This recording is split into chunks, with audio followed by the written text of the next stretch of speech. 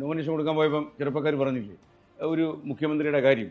അപ്പോൾ ഈ BJP അല്ലെങ്കിൽ NDA ഇത്തവണ ഒരു മുഖ്യമന്ത്രി സ്ഥാനാർത്ഥി അവതരിപ്പിച്ചില്ല, മനഃപൂർവ്വമാണോ? ഇല്ല, അങ്ങനെ ഞങ്ങൾ ചെയ്യാറില്ലല്ലോ. ഇല്ല. അത് ഏത് സ്റ്റേറ്റിൽ നോക്കിയാലും NDA ബീഹാറിലും ചെയ്തില്ലല്ലോ, ബീഹാറിലും ചെയ്തില്ല, UP-ലും ചെയ്തില്ല. BJP-യുടെ നയം അങ്ങനെയാണോ? അങ്ങനെയാണ്. അത് ലെജിസ്ലേറ്റീവ് പാർട്ടി തീരുമാനിക്കേണ്ട ഒരു ഇഷ്യൂ ആണ്. അങ്ങനെ നേരത്തെ ഒരാളെ പ്രൊജക്ട് ചെയ്യുന്ന പരിപാടിയില്ല. ഇല്ല.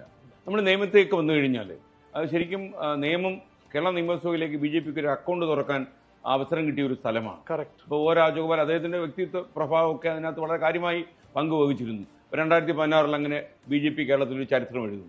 അപ്പോൾ അടുത്ത തവണ BJP-ക്ക് നഷ്ടപ്പെടുന്ന നിയമം ഇപ്പോൾ വീണ്ടും അങ്ങ് വളരെ വാശിയേറിയ തെരഞ്ഞെടുപ്പിന്റെ നടുവിൽ നിൽക്കുകയാണ്. ഇപ്പോൾ നിയമം വീണ്ടും ഒരു അക്കൗണ്ട് തുടരാൻ അങ്ങേക്ക് ഉപകാരപ്പെടുമോ? അതാണ് എന്റെ പ്രതീക്ഷ, അതാണ് ഞാൻ കേൾക്കുന്നതും കാണുന്നതും. ഏറ്റവും വലിയ സാധ്യത രാജീവ് ചന്ദ്രശേഖർ എന്ന സ്ഥാനാർത്ഥിക്ക് നിയമത്തെ എന്താണ്? അല്ല, സാധ്യത എന്ന് പറഞ്ഞാൽ അങ്ങ് കാണുമ്പോ അങ്ങ് ഇത്രയും ദിവസം കഴിഞ്ഞ് ഇനി ആകെ കഷ്ടിച്ചൊരു 8 ദിവസമല്ലേ ഉള്ളൂ. ഇല്ല, ഈ ഡെമോക്രസിയിൽ എന്താണ് ഏറ്റവും വലിയ തെളിവ്? ജനങ്ങളുടെ റെസ്പോൺസ്. ഞാനിപ്പോ ഒരു 10 ദിവസമായിട്ട് ക്യാമ്പയിൻ ചെയ്യുന്നു, എല്ലാവരും പോയി കാണുന്നു, എല്ലാവരും പ്രശ്നങ്ങൾ കേൾക്കുന്നു.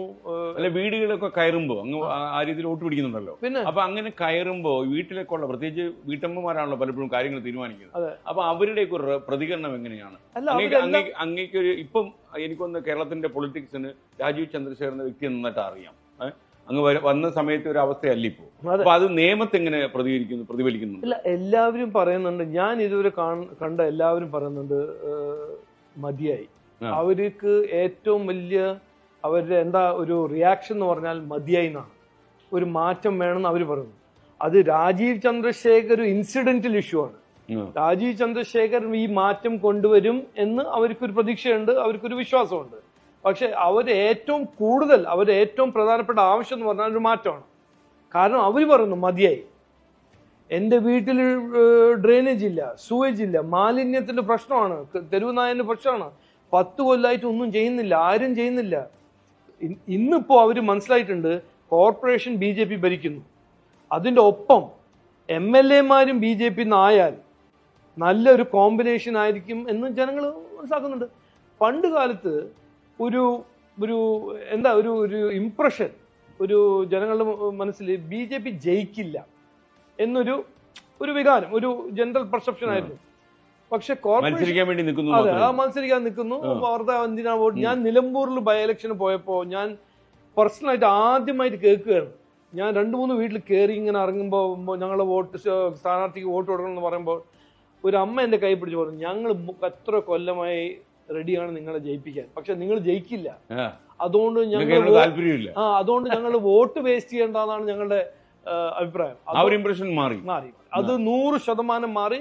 ഈ ഇലക്ഷൻ കഴിഞ്ഞിട്ട് ആ ഇംപ്രഷൻ 100% ഡിസപ്പിയർ. ഈ ത്രികോണ മത്സരമാണ് നേമത്ത്. K. ശബരിനാഥൻ, V. ശിവൻകുട്ടി, രാജീവ് ചന്ദ്രശേഖർ. അപ്പൊ ഈ മത്സരം, ഈ ത്രികോണ മത്സരം ആവുന്ന സമയത്ത് ചിലപ്പോൾ ചില വോട്ട് മറിച്ചു കൊടുക്കുക, അങ്ങനെയൊക്കെയുള്ള സ്ഥിതിവിശേഷം ചില മണ്ഡലത്തിൽ കേരളത്തിൽ സംഭവിക്കുന്നു. നേമത്ത് അങ്ങനെ എന്തെങ്കിലും ഭയം അങ്ങേ അലട്ടുന്നുണ്ട്? ഭയമല്ല, ഒരു എക്സ്പെക്ടേഷൻ ഉണ്ട്. കാരണം ഇവര് ഡീൽ എന്ന് പറഞ്ഞ് കുറച്ചു കാലമായിട്ട് അവര് തന്നെ ചെയ്യുന്നതാണ്. അതുകൊണ്ട് ഈ ഡീലിനെ കുറിച്ചൊരു ഇവിടെ പോസ്റ്റ് ഡോക്ടറൽ സ്റ്റുഡൻസും PhD ആരെങ്കിലും ഉണ്ടെങ്കിൽ അത് കോൺഗ്രസിനും CPM-നാണ്.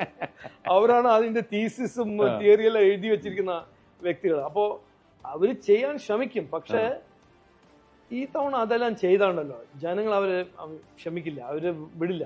BJP-യുടെ സ്റ്റേറ്റ് പ്രസിഡന്റ് ആയിട്ട് ഞാൻ ചോദിക്കാൻ, സംസ്ഥാനത്ത് നേമത്തെ തെരഞ്ഞെടുപ്പിലേക്ക് നമുക്ക് വരാം.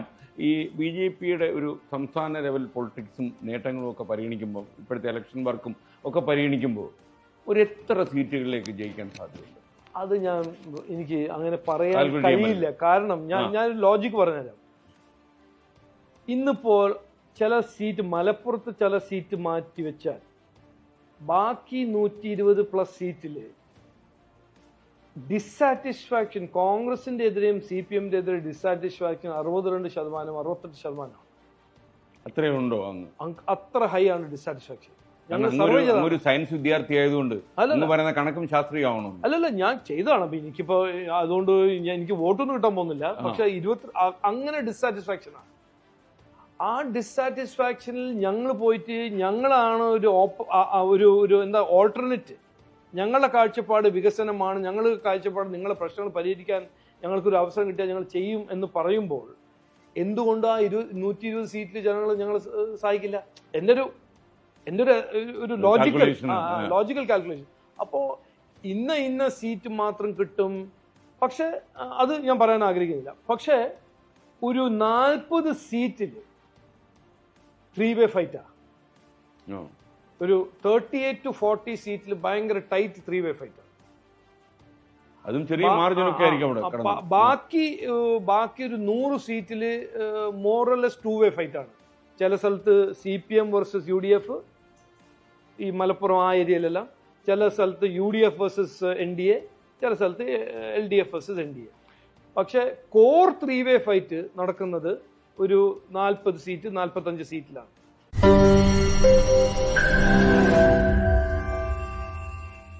ലോകത്തെവിടെയായാലും ഏത് സമയത്തും 24 വാർത്തകളും ഓഗ്മെന്റഡ് റിയാലിറ്റി പാക്കേജുകളും എക്സ്പ്ലെയിനറുകളും വിശദമായി കാണാൻ ഞങ്ങളുടെ യൂട്യൂബ് ചാനൽ നിങ്ങൾക്ക് സബ്സ്ക്രൈബ് ചെയ്യാം.